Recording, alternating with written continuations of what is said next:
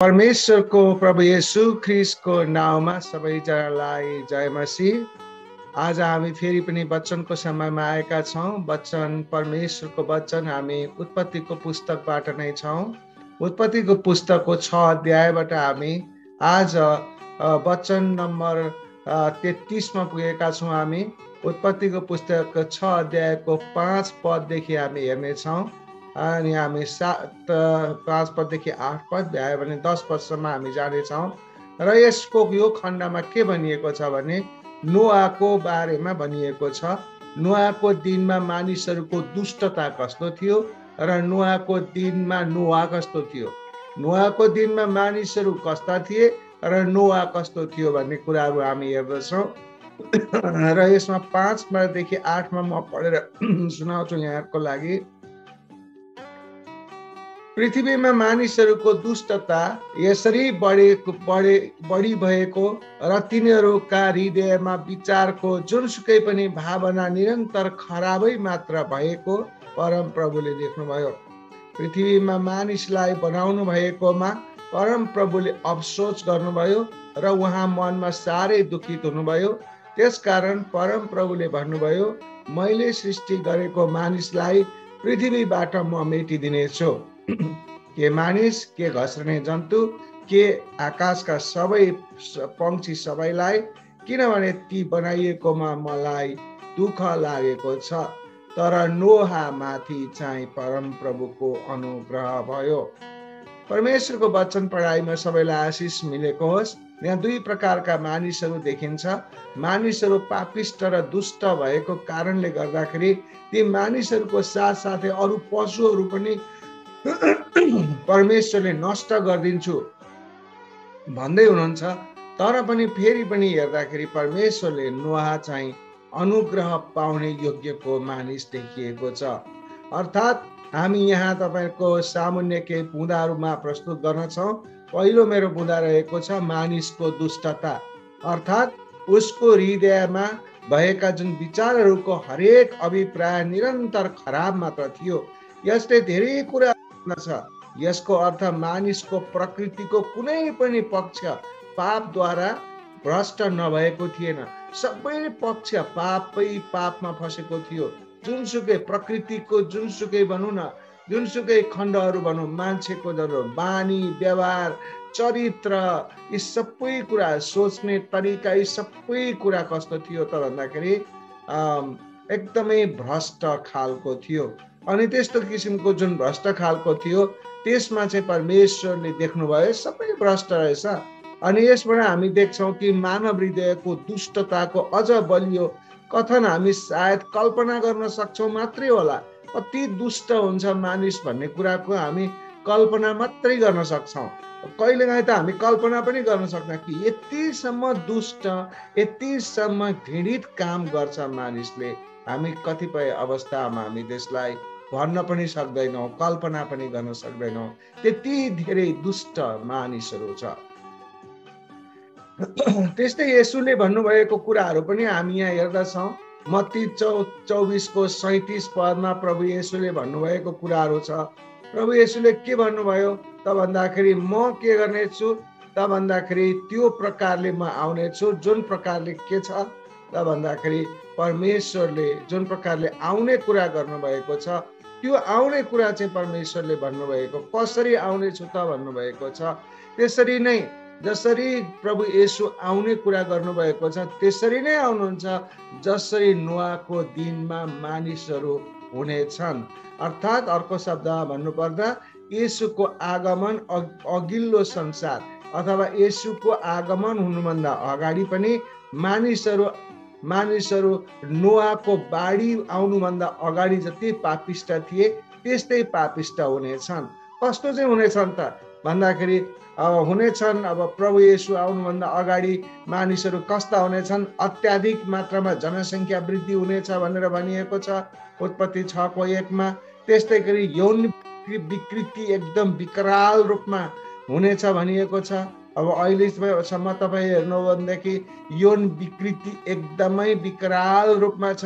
मान्छे के लुगा लगाउने के नलगाउने, मानिसहरू खालि त्यही कुरामा मात्रै एट्र्याक्सन भइराखेको छ र त्यही कुरामा हामी हेऱ्यौँ भने यौन विकृति एकदम झन् गहिरो हुँदैछ, जुन उत्पत्तिको 6:2 नै बताइराखेको छ। त्यस्तै गरी मानिसहरू त्यति मात्र होइन, शैतानिक गतिविधिमा पनि अब्बल हुनेछन् मानिसहरू, अनि उत्पत्तिको 6:2 बताएको छ। त्यस्तै गरिकन मानिसको हृदयमा निरन्तर दुष्टता बढ्दै बढ्दै जानेछ, उत्पत्ति 6:5 यो कुरालाई बताउँदछ। अनि त्यस्तै व्यापक भ्रष्टाचार र हिंसा वृद्धि भएको भइजानेछ। अनि भ्रष्टाचार, भ्रष्टता अनि नराम्रो काम, हिंसाहरू कहिल्यै घट्ने छैन। उत्पत्ति 6:11 भन्दछ। तपाईँहरूले हामी यो सबै कुराहरू अहिले जुन भनेको छ, यी सबै कुराहरू अहिले भइराखेका छन्। अहिले यो कुराहरू एकदमै भइराखेका छन्, किनभने यो कुरा चाहिँ त्यहाँ बाढी आउनुभन्दा अगाडि यस्तै भएको थियो र त्यसपछि परमेश्वरले विनाश गर्नुभएको थियो। ओ प्रभु येशूले पनि त्यही कुरा भन्नुभएको छ मत्ती 24:37। त्यसै गरी प्रभु येशू आउनुभन्दा अगाडि पनि संसारमा त्यस्तै नै हुनेछ भनेर भनिएको छ। दोस्रो बुँदामा मैले ल्याएको छु, परम प्रभुले मानिसलाई बनाउनु भएकोमा पछुताउनु भयो, अर्थात् उहाँ आफ्नो हृदयमा शोकित हुनुहुन्थ्यो। मानिसलाई जुन प्रकारले बनाउनु भयो, मानिसलाई बनाउनु भएकोमा परमेश्वरको हृदयमा शोक पैदा भयो। र यसको मतलब यो होइन कि सृष्टि नियन्त्रण भन्दा बाहिर थियो भनेको होइन, न त यसको मतलब यो कि परमेश्वरले केही राम्रो आशा गर्नुहुन्थ्यो र नराम्रो भयो भन्न खोजेको त्यो पनि होइन। तर के हो त भन्दाखेरि परमेश्वरलाई त यो सबै कुराहरू थाहा थियो र परमेश्वरले यो जम्मै पिक्चर देख्दा उहाँ दुखित हुनुभयो। हालाकि उहाँलाई यो पिक्चर आउँछ भन्ने कुरा चाहिँ थाहा थियो, किनभने उहाँ अलमाइटी, उहाँ अल नोइङ परमेश्वर, सर्वज्ञानी परमेश्वर, सर्वव्यापी परमेश्वर भएको हुनाले यस्तो किसिमको घटना हुन्छ है भन्ने कुरा परमेश्वरलाई थाहा थियो। परमेश्वरलाई सबै कुरा थाहा थियो र सबै चिजहरू नै यसरी नै हुनेछन्। त्यो उहाँले देख्नु हुँदाखेरि उहाँको हृदयमा व्याकुलता प्राप्त भयो, उहाँ दुखित हुनुभयो। र हामीलाई पनि उहाँले देखाउनु भएको कुरा यो छ कि यस्तै किसिमको संसार तिमीहरूमा पनि हुँदछ भनेर उहाँले देखाउनु भएको छ। संसार कसरी भ्रष्ट भएर जानेछ, संसारमा कसरी मानिसहरू भ्रष्ट हुनेछन्, संसारमा कसरी मानिसहरू जुन प्रकारले परमेश्वरको दास दासीहरू छन् त्यो प्रकारले जिउनु पर्ने, जुन प्रकारले जिउँदैनन्, जुन प्रकारले भूत आत्मा भनौँ, शैतानिक आत्मा भएकाहरूसँग विवाह गर्ने अनि उनीहरूसँग नै मेलमिलाप गर्ने आदि इत्यादि हामी बाइबल भरि नै देख्दछौँ। र यो प्रकारको पिक्चर परमेश्वरले पहिला देखिसक्नु भएको थियो, अनि यो देख्दाखेरि परमेश्वरलाई दुःख लागेको थियो र उहाँले भन्नुभएको थियो अब यो दुखित कुरा भएको छ। अनि त्यसपछि तेस्रो पोइन्टमा भन्नुभयो नोआले अनुग्रह पाएको। नोआले चाहिँ अनुग्रह पायो, तर नोआ परमेश्वरले अरू सबै भ्रष्ट देख्नु भए तापनि नोआले परम प्रभुको नजरमा अनुग्रह पाए। अब नजरमा अनुग्रह पाए भन्नुको मतलब अरू कसैले अनुग्रह पाएनन्, नोआले मात्रै अनुग्रह पायो। अर्थात् नोआले अनुग्रह पाउँदा उसको परिवारले पनि त्यो अनुग्रहको के पायो त भन्दाखेरि सुविधा पाएको कुरा हामी देख्दछौँ। जब परमेश्वरले सारा सृष्टिलाई यस प्रदूषणबाट सफा गर्नको लागि विचार गर्नुभयो, किनभने सबै भ्रष्ट छन्, अनि विचार गर्नुभयो, त्यस्तो बेलामा उहाँले मानव जातिको बीचमा एकजना उपयुक्त पात्र फेरि पनि देख्नुभयो जसद्वारा फेरि मानव जातिलाई बढाउन सकिनेछ र जसको नाम चाहिँ के थियो त भन्दाखेरि नोहा थियो। र त्यसैले नोआले परम प्रभुको अनुग्रह पाए।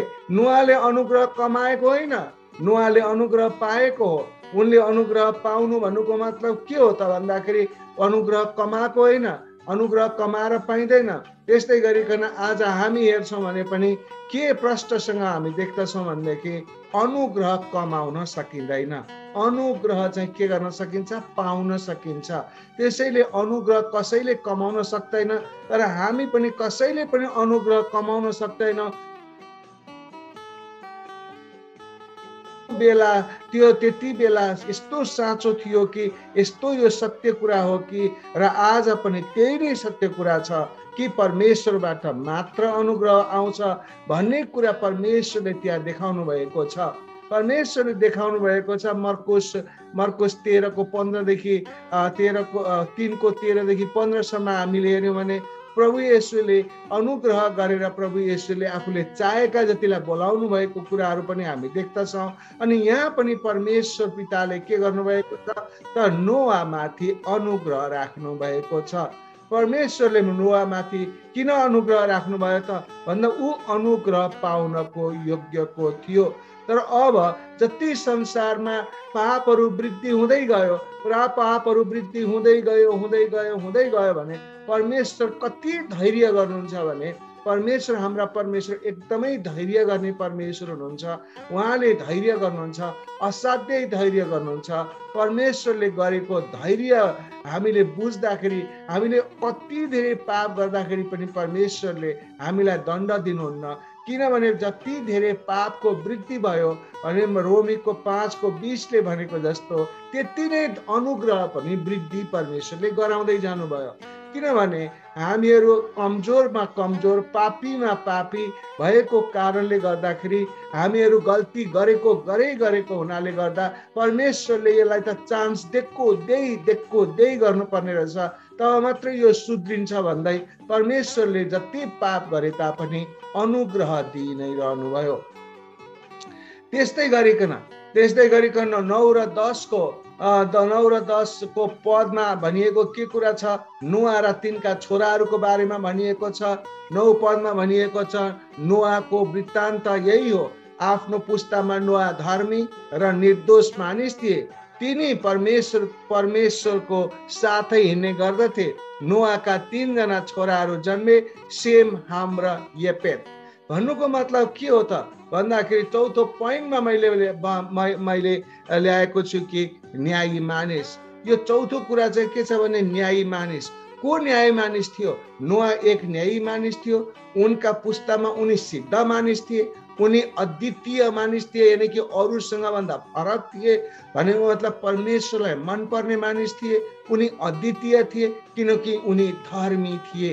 उनी धर्मी मात्र होइन तर उनी समझदार पनि थिए। अनि समझदार मात्रै होइन, जसरी हामीले योभन्दा अगाडिको एपिसोडमा भनेका छौँ, शैतानिकहरूले परमेश्वरको छोराहरू जुन भूत आत्माहरू जुन बिग्रेका स्वर्गदूतहरूले जुन प्रकारको मानिसका छोरीहरूसँग विवाह गरेर अनि राक्षसहरू जस्ता मानिस जन्माएका थिए, अनि त्यो कुरामा नोआ त्यसमा सामेल भएको थिएन। अर्थात् नोआको जुन आनुवंशिक छ अथवा नोआको जुन जिन छ, जेनेटिक क्यारेक्टर छ, उसको आत्मा छ, ती शैतानिक कुराहरूबाट, ती शैतानिक स्वर्गदूतहरूबाट पोल्युटेड भएको थिएन, प्रदूषित भएको थिएन। उनीहरूसँग त्यो के गरेको थिएन त उनीहरूसँग सङ्गत गरेको थिएन। अर्को भाषामा भन्नु पर्दाखेरि त्यस्ता किसिमका राक्षसी विचार भएका, त्यस्ता किसिमका जुन प्रकारका परमेश्वरका जुन छोराहरू भनिएका बिग्रेका स्वर्गदूतहरू आएर छोरीहरूसँग, मानिसको छोरीहरूसँग विवाह गरेको अवस्थामा, त्यो प्रकारको अवस्थामा नोआ तिनीहरूसँग सामेल भएको थिएन। र त्यसले गर्दाखेरि त्यो प्रकारको जुन दुष्टता छ, अरू मानिसहरूमा जुन राक्षसी शैतानी दुष्टता थियो, त्यस्तो दुष्टता यो नोआमा थिएन। नोआ कस्तो थियो त? भ्रष्ट थिएन। कस्तो थियो? धार्मिक थियो, समझदार थियो र ऊ आज्ञाकारी पनि थियो। र यसैले गर्दाखेरि परमेश्वरले उसलाई के गर्नुभयो? अनुग्रह गर्नुभयो र उनी मानव जातिको माथि एक के भन्छ जेनेटिक पुलको रूपमा प्रयोग भए। जेनेटिक पुलको रूपमा भनेको के हो त भन्दाखेरि सबै बिग्रेका मानिसहरूको हृदय थियो, तर उनको चाहिँ जुन चरित्र रगतमा जेनेटिक भनेको के भने जिनलाई भन्दछ। हिजो पनि मैले भनेको थिएँ,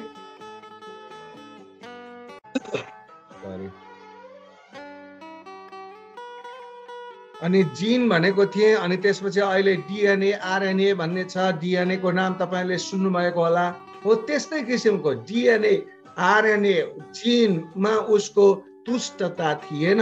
र ऊ चाहिँ धर्मी थियो, असल थियो।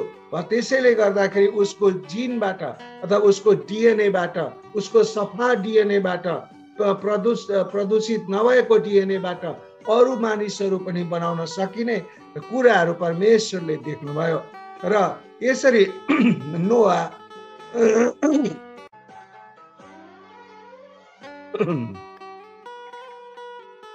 सरी अनि यसरी नोआ एकदमै के थिए? शुद्ध व्यक्ति थिए। नोआ आफ्नो अनुवांशिक प्रोफाइलमा शुद्ध थिए।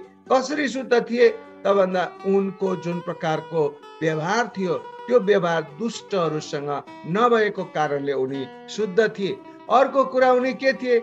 यो माथिको खण्ड अघि भनी पढिएको छ, उनी परमेश्वरको नजरमा शुद्ध थिए। उनीहरूको बोली व्यवहार सबै कुरा धार्मिक थियो, त्यसकारण पनि उनी शुद्ध थिए र भन्ने कुराहरू यसबाट उनको चरित्र हामी देख्न सक्दछौँ। त्यस्तै गरिकन उत्पत्ति 8:20 पनि के बताउँदछ त भन्दाखेरि, यहाँ उत्पत्ति 8:20 पनि बताउँदछ जल प्रलय पछि, जल प्रलय सकिने बित्तिकै उनले के गरेका थिए? परमेश्वरलाई सम्झेका थिए, परमेश्वरमा बलि चढाएका थिए। यसबाट पनि हामी बुझ्न सक्छौँ कि उनी परमेश्वरको नजिक थिए, परमेश्वरलाई प्रेम गर्दथे। त्यसै कारणले पनि उनले परमेश्वरबाट अनुग्रह प्राप्त गरेका थिए। त्यस्तै गरिकन 5औं पोइन्टमा रहेको छ नोआका 3 छोराहरू थिए। भनेको मतलब 3 छोराहरू के भए त भन्दा सेम, हाम र येपेट भन्ने थिए। नोआका 3 छोराहरूले महत्त्वपूर्ण रूपमा कार्य गरेको कारणले गर्दा यहाँ बाइबलमा उनीहरूको नाम लेखिएको छ। परमेश्वरले तिनीहरूलाई बाँकी मानव जातिको लागि आधारको रूपमा प्रयोग गर्नुहुनेछ। भन्नुको मतलब के हो त भन्दा परम प्रभु जो हुनुहुन्छ उहाँले कसलाई कसरी प्रयोग गर्ने, अब के हुन्छ भन्ने कुराहरू उहाँलाई सम्पूर्ण कुराहरू थाहा थियो। त्यसकारण आजको वचनबाट जुन प्रकारले आजको वचन छ त्यो वचनले हामीलाई के सिकाइराखेको छ त भन्दाखेरि त्यहाँ 2 प्रकारका मानिस हुँदो रहेछन्। एक प्रकारको मानिस चाहिँ दुष्टतामा वृद्धि हुँदै जाँदो रहेछ। अर्को प्रकारको मानिस चाहिँ के हुँदो रहेछ त भन्दा धार्मिकतामा वृद्धि हुँदो रहेछ। धार्मिकतामा वृद्धि हुँदै जाने मान्छे कम्ती हुँदो रहेछ। हामीले हेर्यौँ भनेदेखि नोआलाई हामी हेर्यौँ भने उसको नोआ एकजना छ, अथवा उसको एउटा परिवार धार्मिकतामा वृद्धि भइराखेको भनेर परमेश्वरले त्यो देख्नु भएको छ।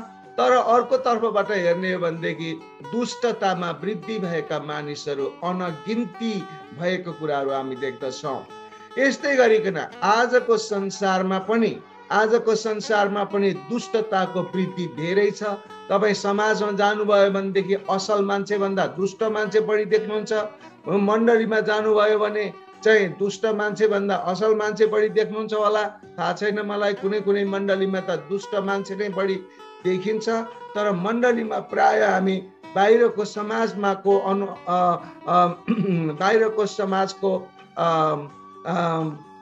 उसमा हामी हेर्ने हो भनेदेखि हामी के देख्छौँ त भन्दाखेरि मण्डलीमा बढी असल मान्छेहरू आएका हुँदछन्, अथवा असल त्यहाँ आएर मानिसहरू असल भएका हुँदछन्। किन त भन्दा जो परमेश्वरको डर र भरमा जिउँदछ त्यो मानिसको चरित्र असल हुँदछ। त्यसकारणले गर्दाखेरि हामीले यो पनि विचार गर्नु पर्दछ कि आज संसारमा कति धेरै चर्चहरू छन् र हामी धेरै चर्चहरू छन् भन्छौँ, तर के ती धेरै चर्चहरू हुन् र? एउटा चर्चमा मानिस 100 जनै छ भने पनि, अनि हाम्रो नेपालमा नै 6000 चर्चहरू छ भने पनि, अनि 3 करोड मान्छेको लागि यो चर्च उपयुक्त हो त? होइन नि। तर चर्चको संख्या मात्रै धेरै छ, मान्छेको संख्या धेरै छैन। अर्थात् मान्छेको संख्या जति छ त्यो मान्छेको संख्यामा पनि थोरै मात्र परमेश्वरमा एकदमै लीन भएर बस्ने मानिसहरू छन्। यसको अर्थ के हुन्छ? हामीले ती नोआबाटै देख्दछौँ कि नोआलाई हामीले जुन तुलना गरेर हामी हेरौँ कि नोआ एकातिर छ भने अर्कोतिर चाहिँ को छ भने सारा संसारका मानिसहरू छन्। सारा संसारका मानिसहरू फरक प्रकारका छन् र नोआ फरक प्रकारको छ। आज तपाईँको हाम्रो समाजमा पनि हामी जुन प्रकारले सत्य कुरा गर्ने, परमेश्वरलाई मन पर्ने, परमेश्वरमा आराधना गर्ने मानिसहरूको संख्या साथमा र सत्यतामा आराधना गर्ने मानिसहरूको संख्या जहिले पनि कम्ती हुन्छ। अनि हामी हाहोमा गयौँ, हामी कुनै कार्यक्रममा नाच्न गाउन रमाउन खान पिउन मजा पाउँछ भनेपछि त्यहाँ हामी एकदमै छिटो छिटो जाँदछौँ। धेरै धेरै मान्छेहरूको जम्मा हुन्छ, बस्ने सिट हुँदैन। तर ल उपवास प्रार्थना गर्नु पर्यो, ल आउनुहोस् घुँडा टेकेर प्रार्थना गरौँ, ध्यान गरौँ भनेको ठाउँमा चाहिँ मानिसहरूको संख्या एकदमै कम्ती हुँदछ। यसबाट पनि हामीलाई थाहा हुन्छ कि अनि यो दुष्टताले अहिले संसारलाई क्याप्चर गरेर राखेको छ। तर त्यो क्याप्चर गरेर राखेको कुरा धेरै दिनसम्म बित्ने छैन। जसरी नोआको दिनमा अचानकमा बाढी आउनेछ, त्यस्तै गरिकन अचानकमा परम प्रभुले भन्नुभएको अनुसार जुन येशू प्रभुले आउने कुरा भनिएको छ, त्यस्तो प्रकारले अचानकमा जसरी बाढी आउँदैछ अनि त्यस्तै प्रकारले आउनेछ। अर्थात् बाढी आउनुभन्दा अगाडि मानिसहरू जस्ता दुष्ट र एकदम शैतानिक व्यवहारका मानिसहरू वृद्धि भएका थिए, त्यस्तै किसिमले प्रभु येशू आउनुभन्दा अगाडि पनि त्यस्तै नै हुन्छ। त्यस कारणले गर्दाखेरि हामीहरू चाहिँ नोआ जस्तै होसियारी जीवन जिउनु पर्छ, धार्मिक जीवन जिउने कोसिस गर्नुपर्दछ। परमेश्वरको अनुग्रह प्राप्त गर्ने मानिस हामी हुन आवश्यक छ। त्यसकारण आजको वचनले के भन्दछ? संसार चाहे जस्तो सुकै दुष्ट होस्, चाहे जस्तो सुकै शैतानिक होस्, चाहे जस्तो सुकै एकात्ममा भ्रष्ट होस्। अहिले नेपालमा हेर्नुहोस् त कति भ्रष्ट भइरहेछन्। आज नेपालको कति करोडौं करोड खरब पैसा भ्रष्टाचार भइराखेको छ। खरब पैसा नेताहरू कार्यकर्ताहरूले मिलेर खाइराखेका छन्। एउटा काममा लगेर नदिने बेरुजु भइराखेको छ। त्यो बेरुजु पनि भ्रष्टाचारै हो।